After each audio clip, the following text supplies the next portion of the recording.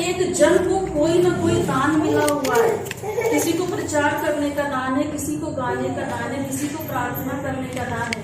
तो हम अपने दानों को छुपा के ना रख सकें, क्योंकि ये दान नहीं है जो हमको परमेश्वर के सामने खड़े होने के योग्य बनाते हैं। नहीं तो अगर हम अपने आप को जांचें अगर, तो हम कितने ज्यादा नालायक हैं परमेश्वर की दृष्टि में। हमारे कार्य क्या हैं परमेश्वर की दृष्टि में कि हम उसके सामने खड़े होने के लायक भी नहीं हैं। लेकिन अगर हम अपने अंदर के दानों को छुपा कर रखते हैं तो फिर तो वही हाल होगा कि हम कौन सा बीज बन गए हैं। आप लोग सब जानते हैं बीज की कहानी, कौन सा बीज किस किस भूमि पर गिरा और उसका क्या परिणाम हुआ है। परमेश्वर ने हमको जो भी दान दिया है उस दान को हम जरूर इस्तेमाल करेंगे। आइए हमारे साथ वचन खोल लीजिए, नीति वचन 31 अध्याय, नीति वचन 31 अध्याय।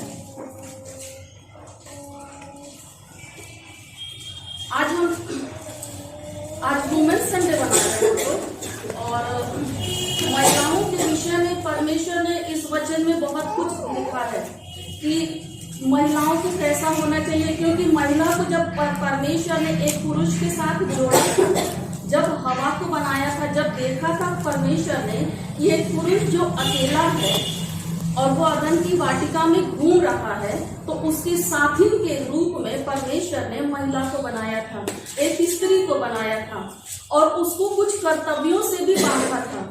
आज स्त्री के कुछ कर्तव्य भी होते हैं, लेकिन अगर यहाँ पर हम देखते हैं तो पहले हम इस वचन को पढ़ लें, इसके बाद हम आगे जाएंगे वचन में। जैसे यहाँ पर लिखा है नीति वचन 31 उससे 10 पद से लेकर 30 पद तक हम पढ़ेंगे। अगर कोई जन पढ़ना चाहे तो इसे पढ़ सकते हैं, पढ़ने में अगुवाई कर सकते हैं। 10 पद से 30 पद तक। धनी पत्नी कौन खा सकता है, क्योंकि उसका मूल्य मूंगों से भी बहुत अधिक है। उसके पति के मन में उसके प्रति विश्वास है और उसे लाभ की घटी नहीं होती। वो अपने जीवन के सारे दिनों में उससे बुरा नहीं वरन भला ही व्यवहार करती है। वो ऊन और सन ढूंढ ढूंढ कर अपने हाथों से प्रसन्नता के साथ काम करती है। वो व्यापार के जहाजों के समान अपनी भोजन वस्तुएं दूर से मंगवाती है। वो रात को ही उठ बैठती है और अपने घराने को भोजन खिलाती है और अपनी दासियों को अलग अलग काम देती है। वो किसी खेत के विषय में सोच विचार करती है और उसे मोल ले लेती है और अपने परिश्रम के फल से दाख की बारी लगाती है। वो अपनी कटी को बल के फेंटे से कसती है और अपनी बाहों को दृढ़ बनाती है। वो परख लेती है कि मेरा व्यापार लाभदायक है। रात को उसका दिया नहीं बुझता। वो अटेरन में हाथ लगाती है और चरखा पकड़ती है। वो दीन के लिए मुट्ठी खोलती है और दरिद्र को संभालने के लिए हाथ बढ़ाती है। वो अपने घराने के लिए हिम से नहीं डरती, क्योंकि उसके घर के सब लोग लाल कपड़े पहनते हैं। वो तकिए बना लेती है, उसके वस्त्र सूक्ष्म सन और बैंगनी रंग के होते हैं। जब उसका पति सभा में देश के पुण्यों के संग बैठता है तब उसका सम्मान होता है। वो सन के वस्त्र बनाकर बेचती है और व्यापारी को कमरबंद देती है। वो बल और प्रताप का पहनावा पहने रहती है और आने वाले काल पर बनती है। वो बुद्धि की बात बोलती है और उसके वचन कृपा की शिक्षा के अनुसार होते हैं। वो अपने घराने के चाल चलन को ध्यान से देखती है और अपनी रोटी बिना परिश्रम नहीं खाती। उसके पुत्र उठ उठ कर उसको धन्य कहते हैं। उसका पति भी उठकर उसकी ऐसी प्रशंसा करता है। बहुत सी स्त्रियों ने अच्छे अच्छे काम तो किए, परंतु तो उन सबों में श्रेष्ठ शोभा तो झूठी और सुंदरता व्यर्थ। परंतु जो स्त्री यहोवा का भय मानती है उसकी प्रशंसा की जाएगी। उसके हाथों के परिश्रम का फल उसे दो और उसके कार्यों से सभा में उसकी प्रशंसा होगी। परमेश्वर अपने वचन को पढ़े माने। और सुने जाने पे आशीष दे। धन्यवाद सिस्टर। परमेश्वर आपको बहुत आशीष दे इस वचन को पढ़ने में सहायता करने के लिए। ये वचन यहाँ पर एक पत्नी के लिए लिखा है। आइए इस वचन पे जाने से पहले परमेश्वर से आशीष मांगे। प्रेमी परमेश्वर, तेरे सन्मुख आते हैं खुदावन, परमेश्वर पिता धन्यवाद देते हैं प्रभु जी कि तूने खुदावन मुझे चुना है आज के इस दिन के लिए प्रभु, कि परमेश्वर मैं तेरे वचन को बोल सकूं। ओ पवित्र आत्मा, तुझसे प्रार्थना करती हूँ पिता कि होने दे प्रभु जी कि इस समय में खुदावन तू मेरे साथ हो प्रभु, और ये वचन खुदावन मैं नहीं परंतु खुदावन तेरा आत्मा बोल नहीं पाए प्रभु जी। मुझे बुद्धि और समझ दे खुदावन, और इस वचन पर परमेश्वर की आशीष दे खुदावन। सब कुछ तेरे हाथ में सौंप देती है, यीशु मसीह के नाम से मांगते हैं, आमीन। यहाँ पर हम लोग पहले पद को के बजाय अगर हम लोग इस पद को देखते हैं, 23 पद को, जब उसका पति सभा के देश के पुरनियों के संग बैठता है तब उसका सम्मान होता है। यहाँ पर एक पत्नी के विषय में लिखा गया है। वो पत्नी कैसी है? भली पत्नी कौन पा सकता है? यहाँ पर हम सब बहुत सी स्त्रियां हैं और बहुत सी पत्नियां भी हैं यहाँ पर, लेकिन यहाँ ये नीति वचन जो बोल रहा है ये पत्नी के विषय में बोल रहा है कि भली पत्नी कौन पा सकता है। अगर हम सब पत्नी की तुलना, क्योंकि वचन ये कहता है कि हम सब जितने भी हैं वो मसीह की दुल्हने हैं। यहाँ पर जितने भी भाई बहन बैठे हैं, अगर वचन के थ्रू हम लोग देखते हैं तो हम लोग 10 कुमारियों का वर्णन देखते हैं यहाँ पर कि 10 कुमारियां किस तरीके से मशाल को जलाकर अपने दूल्हे का इंतजार कर रही थी। यहाँ पर ये पत्नी का जिक्र एक दुल्हन के रूप में किया गया है। जिस तरह से एक पत्नी अपने दूल्हे के लिए तैयार होती है, किस तरह की दुल्हन को मसीह अपने राज्य में कबूल करना चाहता है, यहाँ पर ये चीज बताया गया है। और अगर हम एक स्त्री का और एक पत्नी का दर्जा और एक दुल्हन का, मसीह के रूप में एक दुल्हन का दर्जा यहाँ पर रखते हैं तो हम देखते हैं कि बहुत सी बातें होती हैं जो एक अच्छी पत्नी के रूप में हमको चाहिए होती है। क्योंकि भली पत्नी यहाँ पर लिखा है, भली पत्नी कौन पा सकता है?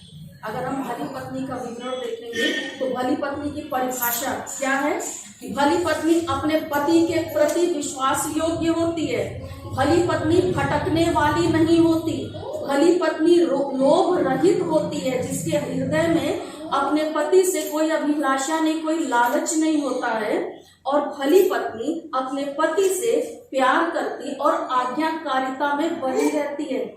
यानी कि एक भली पत्नी का विवरण अगर हम देखें, ये परिभाषा अगर हम रखते हैं एक भली पत्नी की, तो सबसे पहली परिभाषा में ये बात आती है कि भली पत्नी अपने पति के प्रति विश्वास योग्य रहती है। अगर हम यीशु मसीह का जिक्र देखेंगे तो क्या हम ये नहीं जानते हैं कि परमेश्वर है, वो तो सब कुछ जानता है। क्या जब यीशु मसीह को इस धरती पर हमारे लिए बलिदान होने के लिए पिता भेज रहा था, तो क्या वो ये नहीं जानता था कि यीशु मसीह इस धरती पर आकर हमारे लिए कौन से दुखों को झेलेगा, कौन से जीवन को जिएगा? उसने कभी महलों की चाह नहीं करी, चरनी में पैदा हुआ, और वो जानता था आने से पहले कि मैं कौन सा दुख उठाऊंगा अपनी इस दुल्हन के प्रति जिसके पास मैं जा रहा हूं इस समय। क्योंकि अगर हम एक पति के बारे में देखें तो पति को सबसे प्यारी उसकी पत्नी होती है, क्योंकि वचन भी लिखा है कि जब एक पति और पत्नी आपस में जोड़े जाते हैं तो परमेश्वर उनको आशीषित करता है और वो सदा काल के लिए माता पिता से अलग होकर एक साथ रहते हैं और जीवन भर उनका साथ रहता है। आज हमारा साथ हमारे दूल्हे के साथ है, यानी कि हमारे मसीह के साथ जो हमारा साथ जुड़ा है, वो मसीह इस चीज को जानता था कि मैं जिस दुनिया में जा रहा हूँ उस दुनिया में मुझे बेइंतहा दुख मिलेगा, इतना ज्यादा कष्ट मिलेगा, लेकिन उसकी मोहब्बत का आप क्या परिभाषा देंगे, और हम क्या परिभाषा देंगे उसकी मोहब्बत का? उसने तो खुद ही अपने प्राण को देकर सारी परिभाषाओं को पूरा कर दिया है। उसके जैसी मोहब्बत तो शायद कोई नहीं कर सकता है। वो ये जानता था कि मेरी पत्नी इस समय दुख में है, इस समय वो ऐसे कैद में फंसी है जिस कैद से उसको निकालना बहुत जरूरी है। हम जो परमेश्वर की दुल्हने हैं, हम जो मसीह यीशु की दुल्हने हैं, हम उस समय में ऐसे कैद में थे कि जिस तरीके से कहते हैं कि उस समय में हमारे गुनाहों की कोई माफी नहीं थी। हम गुनाह पे गुनाह करते जा रहे थे, लेकिन हमारे गुनाहों को सुनने वाला कोई नहीं था। उसका पश्चाताप भी करते थे, फिर भी कुछ के माफ होते थे, कुछ के नहीं माफ होते थे। यीशु मसीह जानता था कि मैं जाऊंगा, मुझे क्रूसीफाई होना पड़ेगा, मुझे अपने ऊपर न जाने हमारे दोषों का कैसा कैसा इल्जाम उसके ऊपर लगेगा, लेकिन फिर भी वो इस जगत में आया और हमारे लिए कुर्बान हो गया। और आज हम जो उसकी दुल्हन हैं, जो उस यीशु की दुल्हन है, उसने तो अपने प्रेम का परिभाषा दे दिया है। यीशु ने, यानी कि हमारे दूल्हे ने हमारे लिए अपने प्रेम को व्यक्त कर दिया। हम उसको कुछ नहीं कह सकते हैं, क्योंकि उसने जो बलिदान दिया है हम उसको परिभाषित नहीं कर सकते हैं। लेकिन अब हमारी बारी है, एक पत्नी की बारी है, यानी कि अब हमारी बारी है। क्या है? एक भली पत्नी की परिभाषा हम कैसे उसके सामने व्यक्त करते हैं, क्योंकि यहाँ पर लिखा है कि भली पत्नी कौन पा सकता है, क्योंकि उसका मूल्य मूंगे से भी बहुत अधिक है। यीशु मसीह से पूछिए उसकी नजर में हमारा मूल्य क्या है। उससे पूछिए, उसने अपनी जान दी है हमारे लिए किसी के अंदर, और सिर्फ जान ही नहीं दी, जान देने से पहले, जान देना तो बहुत आसान होता है। बहुत सारे लड़के लड़कियां हैं यहाँ पर जो कहते हैं कि मैं तुम्हारे लिए जान दे दूंगा, मर जाऊंगा, और कुछ तो कर भी लेते हैं। अगर हम देखें इस दुनिया में तो बहुत से ऐसे भी हैं जो मर भी जाते हैं किसी के लिए। जान देना तो बहुत ही आसान चीज होती है, लेकिन जान देने से पहले जो यीशु मसीह ने पूरी रात जो अपमान को सहा था, उसे सहना बहुत ही ज्यादा कठिन है। और वो अपमान, वो जिल्लत इस समय में किसी के अंदर ऐसा नहीं है कि वो इस जिल्लत को बर्दाश्त भी कर सके। अरे हमें तो एक गाली कोई देता है तो हमें बहुत बुरा लगता है, एक के बदले हम 10 दे देते हैं, और अगर बर्दाश्त भी कर लेते हैं उस गाली को, तो उस शख्स के लिए, उस व्यक्ति के लिए हमारे दिल के अंदर एक कड़वाहट आ जाती है कि उसने मुझे गाली दिया, मैं उससे जीवन भर बात नहीं करूंगा, ये कड़वाहट आ जाती है। लेकिन यीशु मसीह ने पूरी रात न जाने क्या क्या सहा है, पूरी रात उसके ऊपर थूका गया है, वो कष्ट उसको दिया गया था हमारे कारण, यानी कि अपनी दुल्हन की वजह से उसने किस तरीके से उस मौत को सही है। उसे जो 39 कोड़े मारे गए थे, अगर उसका विवरण आप देखेंगे तो उसमें कीलें लगी थी, हर कोड़े के साथ उसके मांस उखड़ जाते थे, उसके शरीर से जो लहू बहा था, उस लहू को कोई कितना दर्द उसको हुआ होगा उस मौत के पहले। लेकिन उसका प्यार देख लीजिए, उसने उस तक नहीं करी, क्योंकि हमसे वो बहुत प्यार करता था। वो नहीं चाहता था कि मेरी ये दुल्हन, मेरी ये कलीसिया कभी भी शैतान के हाथों में जाए। उस नर्क से छुड़ाने के लिए अगर मुझे ये अपमान भी सहना पड़ेगा, ये तकलीफ भी सहनी पड़ेगी, तो मैं सह लूंगा। उसके प्यार का हम कोई भी मिसाल नहीं दे सकते हैं, क्योंकि मौत बहुत आसान चीज होती है, लेकिन मौत के पहले का जो कष्ट उसने सहा है वो आसान नहीं था। उस कष्ट को अगर कोई भी किसी को भी कह दे कि क्या उस कष्ट को कोई इंसान सह ले, वो सह नहीं सकता था। आज उस यीशु से पूछिए कि हमारी कीमत उसके लिए क्या है। आज वो अगर हम पाप में पड़ते हैं तो वो रोता है हमारे लिए, और जिस दिन हमारे आंसू बहते हैं, जिस दिन हम पश्चाताप करते हैं कि यीशु हमें क्षमा कर, हम अपनी गलतियों के लिए शर्मिंदा हैं, हम माफी मांगते हैं, उस दिन यीशु हमारे और पिता के बीच में एक वकील बन के खड़ा हो जाता है। उस दिन यीशु कहता है अपने पिता से, हे पिता, इसे क्षमा कर दे, क्योंकि मैंने इसके लिए अपने खून को बहाया है, मैं इसके लिए सूली चढ़ा हूं, मैं जानता हूं कि मैं इससे कितनी मोहब्बत करता हूं, मैंने इसके लिए दुख सहा है। और जब ये चाहता है कि ये अपने बाप को छोड़कर मेरे समीप आना, तो मैं कहता हूं पिता, तू इसे क्षमा कर। और वचन कहता है, पिता हमसे क्या कहता है कि तुम प्रभु यीशु के नाम से जो कुछ भी मांगोगे मैं तुम्हें दूंगा। और जब प्रभु यीशु हमारे और परमेश्वर के बीच में आके खड़ा होता है, उस समय परमेश्वर हमारी प्रार्थनाओं को सुनता है और हमारे अपराधों को क्षमा करता है, क्योंकि यीशु ही है जो हमारे मूल्य को जानता है। यीशु ही है जिसके लिए हमारा मूल्य मूंगे से भी अधिक मूल्यवान है, मूंगे से भी अधिक। शायद दुनिया में ऐसा कोई हीरा जेवरात नहीं बना होगा जिसकी तुलना हम यीशु के प्रेम से कर सकते हैं। और अगर हम यीशु से प्यार करते हैं, अगर हम अपने दूल्हे से मोहब्बत करते हैं, अगर हम ये कहते हैं कि यीशु जिस तरीके से तूने हमारे लिए अपने प्राण को दिया है, हम कैसे पीछे हट सकते हैं तेरे प्रेम से। और अगर हम सच में परमेश्वर से प्यार करते हैं, अपने यीशु से प्यार करते हैं, तो क्या हम उसके प्रति विश्वास योग्य हैं? क्या हम अपने आप को जांच सकते हैं कि हम उसके प्रति विश्वास योग्य हैं? हम तो बार बार विश्वास में गिर जाते हैं। थोड़ी सी भी परेशानी आती है, थोड़ी सी भी तकलीफ आती है, हम बोलने लगते हैं, प्रभु हमने क्या किया है, ऐसा कौन सा गुनाह किया है जो हमको ऐसी तकलीफ मिल रही, ऐसी परेशानी मिल रही है।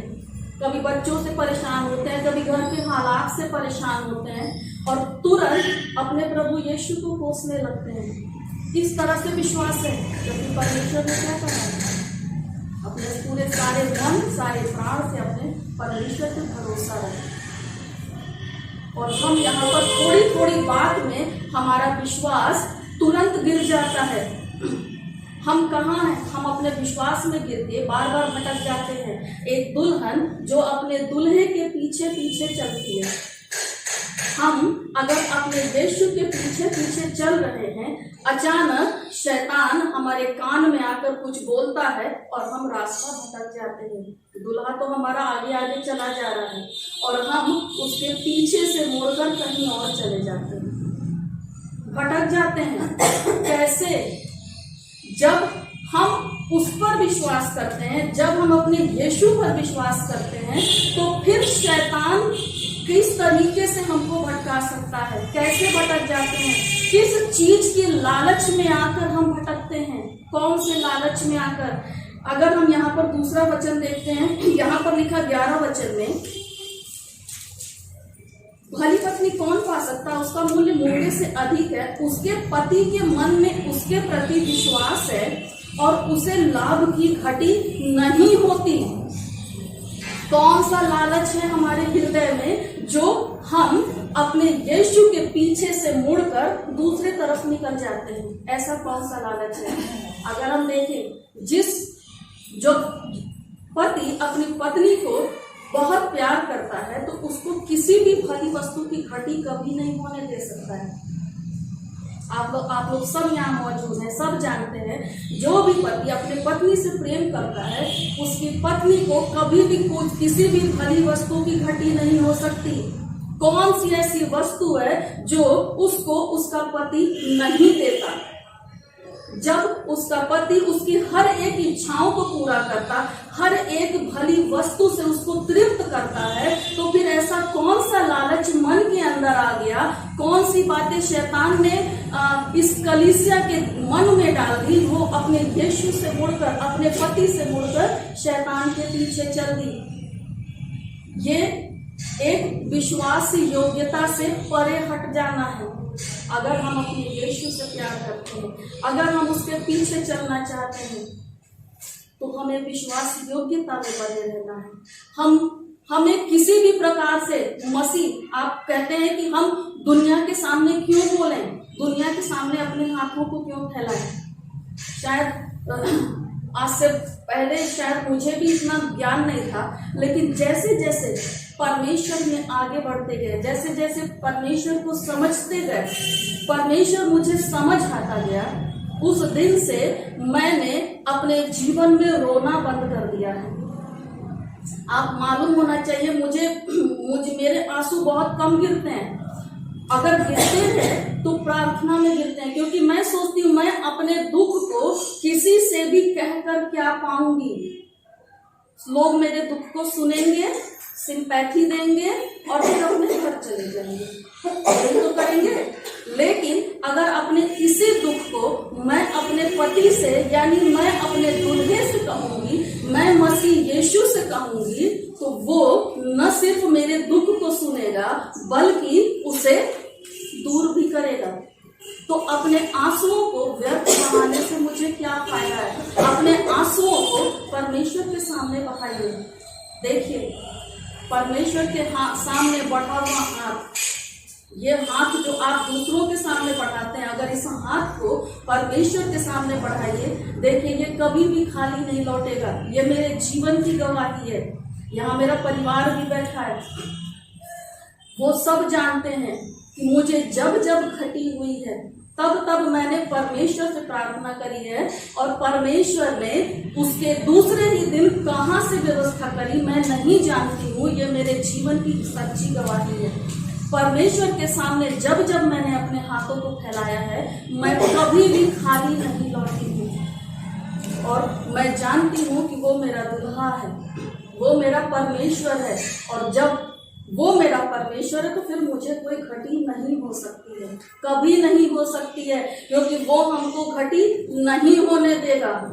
वो है हमारा परमेश्वर। क्योंकि भली पत्नी, अगर हम पत्नी हैं, अगर हम उसको अपना पति मानते हैं परमेश्वर को, तो यहाँ पर लिखा है कि भली पत्नी का काम क्या है?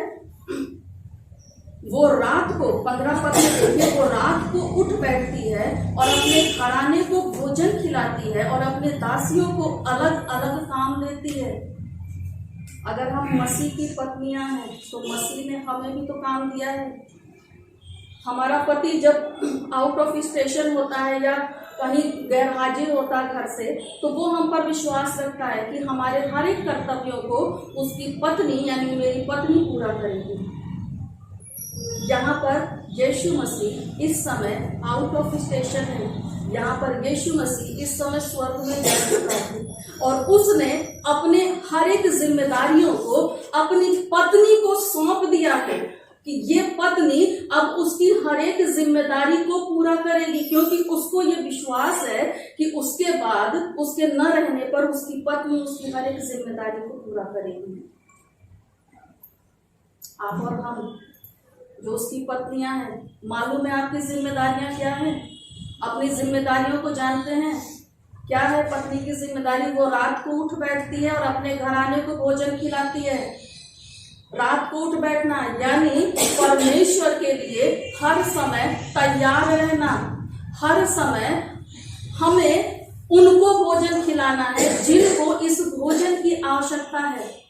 अगर मैं यहाँ कहूँ तो यहाँ पे खड़े रहकर, यहाँ पर सब मसीही भाई बहन हैं, यहाँ खड़े रहकर हमें प्रचार करने में कोई दिक्कत नहीं है, लेकिन यही प्रचार अगर मुझे अन्य जातियों के बीच में खड़े रहकर करना पड़े तो हमारे हाथ पांव फूलने लग जाते हैं।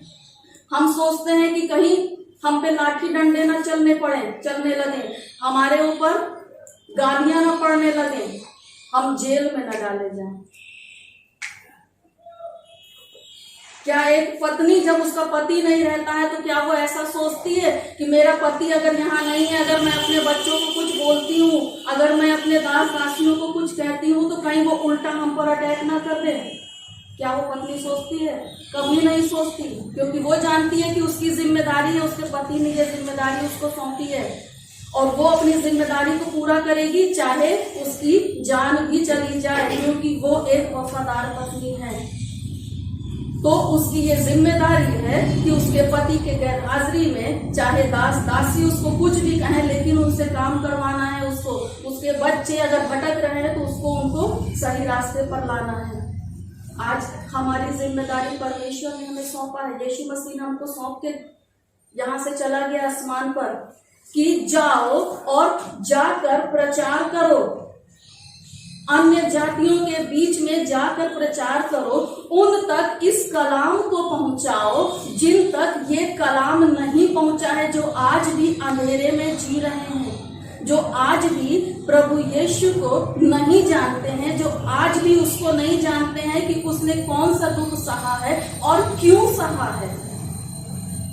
दुख तो आकर उसने उठा लिया, बहुत लोग जानते, बहुत बार प्रचार भी होता है कि यीशु मसीह क्रूस उठाने से पहले बहुत दुख उठाया है हमारे लिए, लेकिन क्यों उठाया है इसका भी कारण हमें बताना है, क्योंकि दुख उठाना अलग बात है, लेकिन क्यों उठाना है ये कारण सबसे ज्यादा बड़ा है। अगर वो नहीं उठाता तो शायद आज हम भी पाप में पड़े होते, हमें छुटकारा नहीं मिलता। हमारे आंसू हम बहाते रहते, लेकिन उन आंसुओं का कोई मोल नहीं होता, वो व्यर्थ जाते। और आज यीशु के बलिदान के बाद आज हम अपने पापों से जब पश्चाताप करते हैं, हम उससे छुटकारा पाते हैं और परमेश्वर के राज्य में जाने के योग्य बनते हैं। आज ये जिम्मेदारी ये परमेश्वर ने हमको दी है और कहा है कि जा उनको भोजन खिला। रात को उठ बैठती है और भोजन खिलाती है। ये हमारी जिम्मेदारी है कि उनके बीच में जाएं। ये सिर्फ एक पास्टर की जिम्मेदारी नहीं है कि पास्टर है, प्रभु के सेवक हैं, ट्रेनिंग लिए हैं और वो एथोराइज्ड हो गए हैं तो वो केवल वचन का प्रचार करें। यहाँ पर परमेश्वर ने जब हम सबको अपनी दुल्हन कहा है तो उस दुल्हन का कर्तव्य है कि हर एक जन चाहे जिस भी क्षेत्र में हो, जिस भी कार्य में हो, उसका कार्य है कि अपने आसपास अगर उसको दिख रहा है तो वो बिना डरे अपने पति का कार्य पूरा करे। और यहाँ पर क्या लिखा है 20 पद में, वो दीन के लिए मुट्ठी खोलती और दरिद्र को संभालने को हाथ बढ़ाती है। यह है कलीसिया का जिस दिल के अंदर, जिस शरीर के अंदर प्रभु यीशु वास करता है, वो अपने आप हम्बल हो जाता है, वो अपने आप दया से भरा हुआ इंसान हो जाता है। और यहाँ पर लिखा है कि वो दीन के लिए मुट्ठी खोलती है और दरिद्र को संभालने के लिए हाथ बढ़ाती है। बहुत से लोग हमारे आसपास यहाँ मिलेंगे, क्योंकि यीशु मसीह ने कहा था कंगाल तो तुम्हारे साथ जीवन भर रहेंगे और मैं तुम्हारे साथ जीवन भर नहीं रहूंगा। इस वचन को अगर आप पढ़ें तो आपको बहुत सी ऐसी बातें मिलेंगी कि कंगाल तुम्हारे साथ जीवन भर रहेंगे। और आज ये कंगाल हमारे आसपास बहुत से लोग हैं। किस बात में कंगाल हैं? धन तो बहुतों के पास है, लेकिन फिर भी वो कंगाल हैं। उनके ऊपर हमको दया करनी है। कौन सा कंगाल? अब आप समझ रहे होंगे, जिसके जीवन में मसीह नहीं है वो कंगाल है। बहुत रुपया हमने कमा लिया है, बहुत से बड़े बड़े घर और बड़े बड़े महल हमने बना लिए हैं, लेकिन हमारा जीवन खाली है, एकदम खाली है, क्योंकि हमारे जीवन में मसीह नहीं है। और जिसके जीवन में मसीह नहीं, उसके जीवन में उसकी आशीष नहीं। आप पैसा बहुत कमाएंगे, इधर से आएगा इधर से निकल जाएगा, लेकिन जिसके जीवन में मसीह है, असली धनी वही है, क्योंकि उसको कभी किसी भली वस्तु की घटी नहीं हो सकती है। और उन कंगालों के ऊपर हमको दया करनी है, जिन तक हम देख रहे हैं बहुत से लोग, बहुत सी चीजों को हम देखते हैं। कभी कोई किसी बात से परेशान होकर अपनी आत्महत्या कर लेता है, कभी किसानों को देखते हैं हम कर्ज नहीं चुका पाते, वो आत्महत्या कर लेते हैं।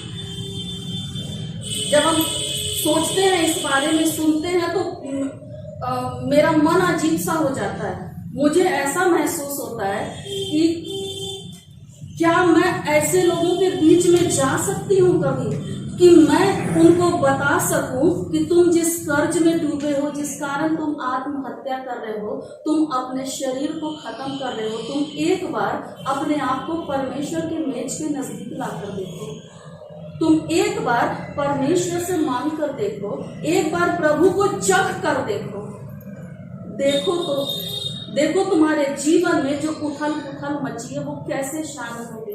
देखो परमेश्वर तुमको किस तरीके से इस कर्ज से बाहर निकालेगा। बहुत ही तकलीफ होती है मुझे उनके बारे में सुन के कि वो कैसे कंगाल है कि इस तरह से उनके ऊपर परेशानी आ गई और उनको परमेश्वर के विषय में बताने वाला कोई नहीं है, उनके सामने कोई रास्ता नहीं मिल रहा है, तो उन्होंने अपनी जान दे दी परेशानी में पड़ गई। एक गाना हमको याद आ रहा है यहाँ पर कि बहुत ही प्यारा गाना है, ये मत कहो खुदा से मेरी मुश्किलें बड़ी हैं, ये मुश्किलों से कह दो मेरा खुदा बड़ा है। जहाँ पर अपने खुदा से बड़ी मैंने अपनी मुश्किलों को बना लिया, सोच लिया कि मेरी मुश्किलें इतनी ज्यादा बड़ी हैं कि इसका कोई सलूशन नहीं, मैं हार गई उस मुश्किलों के आगे और मैंने अपने आप को खत्म कर लिया। भूल गए कि मुश्किलों से भी बड़ा वो परमेश्वर है, अगर वो हाथ बढ़ाता है ना तो पूरी दुनिया उलट सकती है। सिर्फ उसके एक शब्द से बड़ी बड़ी ज्योतियां बन गई, बड़े बड़े आकाश मंडल में तारे बन गए, सिर्फ एक शब्द से। कुछ नहीं किया उसने, सिर्फ कहा ये हो जा और हो गया। उसने कहा सूरज बन जा, चांद बन गया सिर्फ शब्द से। जिस परमेश्वर के शब्द में सिर्फ इतनी ताकत है, सोचिए वो कितना सामर्थी परमेश्वर हो सकता है। अगर आप अपने आप को उसके सामर्थ्य में ला कर देखेंगे तो आप ये पाएंगे कि परमेश्वर से बड़ी कोई ताकत इस दुनिया में नहीं है। और अगर हम परमेश्वर के विश्वासी हैं तो हमें किस रीति से परमेश्वर में बने रहना है। आइए हम निकाल लें 2 तीमुथियुस 4 उसका 6 से 8 पद तक। 2 तीमुथियुस 4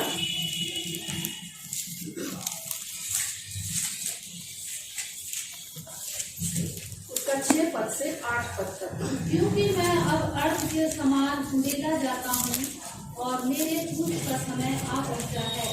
मैं अच्छी कुर्सी लड़ चुका हूँ, मैंने अपनी दौड़ पूरी कर ली है, मैंने विश्वास की रखवाली की है। भविष्य में मेरे लिए धर्म का वो मुकुट रखा हुआ है, जिसे प्रभु जो धर्मी और न्यायी है मुझे उस दिन देगा, और मुझे ही नहीं वरन उन सबको भी जो उसके प्रकट होने को प्रिय जानते हैं। हालेलुया, यीशु का धन्यवाद हो। इस समय में ये वचन क्या कहता है कि मैं अच्छी कुश्ती लड़ चुका, मैं अपनी दौड़ पूरी कर चुका हूँ, मैंने विश्वास की रखवाली की है। अगर हम परमेश्वर में बने रहते हैं और परमेश्वर हम में बना रहता है, परमेश्वर की एक अच्छी दुल्हन के रूप में हम इस संसार में अपनी जगह बनाते हैं, तो यहाँ वचन क्या लिखा है कि भविष्य में मेरे लिए धर्म का वो मुकुट रखा हुआ है, जिसे प्रभु जो धर्मी और न्यायी है मुझे उस दिन देगा, और मुझे ही नहीं वरन उन सबको भी जो उसके काम उसके प्रकट होने को भी जानते हैं। वो मुकुट हमारे लिए रखा हुआ है। जब एक राजा राज सिंहासन पर बैठता है, जब उसकी ताजपोशी होती है, उसके सर पे मुकुट पहनाया जाता है, तो उसके साथ साथ एक मुकुट उसकी रानी के सर पर भी रखा जाता है। सब कोई जानता है, क्योंकि उसकी रानी अपने राजा के बगल में बैठती है और उसको भी एक मुकुट से नवाजा जाता है। क्या वो मुकुट पाने के अधिकारी हैं हम? अगर हम उसकी कलीसिया हैं तो जिस दिन वो हमको आएगा लेने, जिस दिन वो आएगा लेने हमको, उस दिन मालूम है हम कैसे आनंद के साथ जाएंगे। उस दिन मालूम है हमें कौन सा घमंड होगा। वो घमंड होगा कि हमने अपने परमेश्वर को जाना, उसको प्यार किया और आज उसके साथ जाने के योग्य हैं। बहुत से लोग हैं, बहुत से ईसाई भाई बहन हैं, हर एक चीज को जानते हैं, इस पवित्र शास्त्र को जानते हैं, फिर भी मसीह से अलग है। जानते हैं कि जब मसीह आएगा, अगर एक बार वो अपने आप को जांच लेते हैं तो जानते हैं कि जब वो आएगा तो हम उसके साथ जाने के योग्य नहीं है, हम आनंद नहीं कर सकते हैं। लेकिन जिस दिन हम अपने आप को मसीह के हाथों में सौंप देते हैं, उस दिन हम आनंद करेंगे, क्योंकि आ रहा है अब हमारा दुल्हा। हमारी सारी जिम्मेदारियां पूरी हो गई, जो जो उसने हमें सौंपा था। जब पति घर में वापस आता है, जब सूचना मिल जाती है हमको कि वो आ रहे हैं, रास्ते में हैं, हमारा आनंद से दिल भर जाता है। क्यों? क्योंकि अब मेरी जिम्मेदारी खत्म हुई। अब वो आए और अपना काम संभाले। मैंने अपनी जिम्मेदारी पूरी कर ली, जो उन्होंने दिया था मैंने उस कार्य को पूरा कर लिया। और फिर इसका फल पति आने के बाद हमको खुद ही देता है। खुद ही एक पत्नी उस पति के नजरों में कितनी ऊंची और कितनी महान बन जाती है, और वो कितना मोहब्बत करता है। और जब जाएगा ये दुल्हा, तो अपनी उन दुल्हन को अपने साथ लेकर जाएगा। आइए इस वचन के लिए प्रार्थना करें। आकाश और धरती को रचने वाले जीवित परमेश्वर खुदा, धन्यवाद देती हूँ प्रभु जी इस पवित्र वचन के लिए खुदावन। सच में पिता परमेश्वर, हम वो दुल्हन बनने पाए खुदावन, जो खुदावन तुझे प्रिय हो प्रभु जी। हाँ खुदावन, हम तेरी प्रिया बनना चाहते हैं प्रभु जी। हर एक उस कार्य को पूरा करना चाहते हैं प्रभु, जो तूने हमारे लिए छोड़ा है खुदावन।